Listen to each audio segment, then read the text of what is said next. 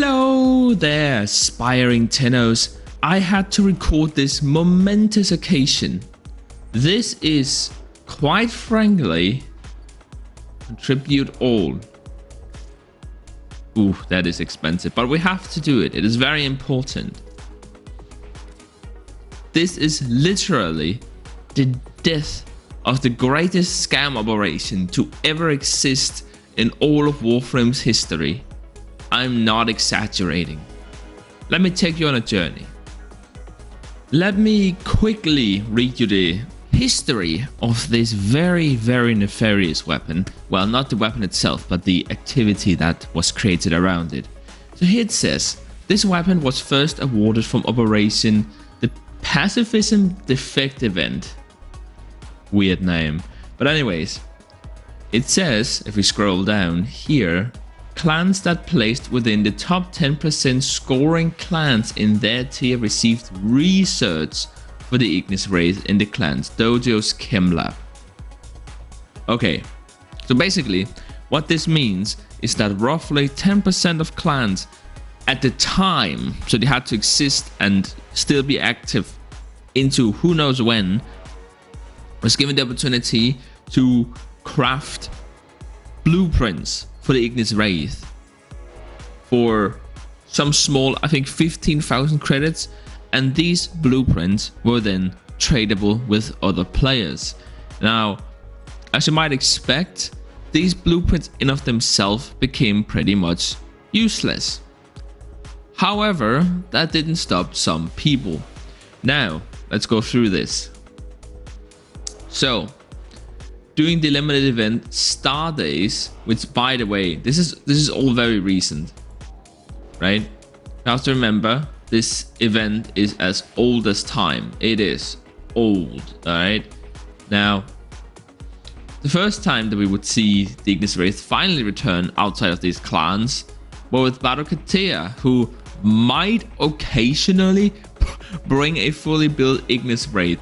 Of course, this was totally inconsistent, and it basically did nothing to stop the scam operation, which we will bring up. But let's go through this, right? So, anyways, Star Days limited event brings back the Ignis wraith. Again, limited event. It doesn't do anything. Then finally, it was added to the Vale Proxima controlled territory abandoned derelict caches in the Imperial missions. So this means that the Railjack missions in the Vale Proxima, doing the bonus objective which no one plays, and I mean no one, it is dead over there.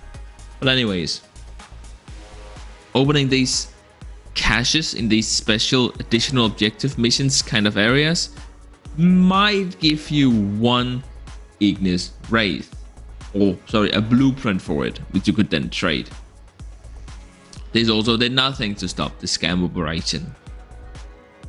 Finally, and this is huge, this just happened by the way, permanently added the blueprint to all clan dojos. This version requires the clan to be rank 10, which is fair, and its research is 3 times more costly than the version obtained from the pacifist defect. Yeah, that's fine.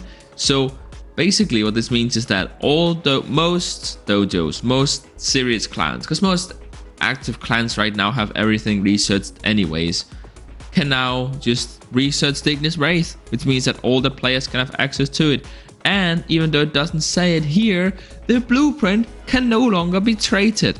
Now, the reason why this is such a big deal is because there's one particular individual called Kireek. Now, normally I hide people's identities, but this guy doesn't deserve it. Basically what it was, this is pretty insane, but he and his cronies, because he had a whole ring of people doing this, basically at all hours of the day, would buy the Ignis wraith blueprint, either directly from the clan itself, where it could be purchased for credits, or one person would do it and then distribute it to these other people who would then help scam people.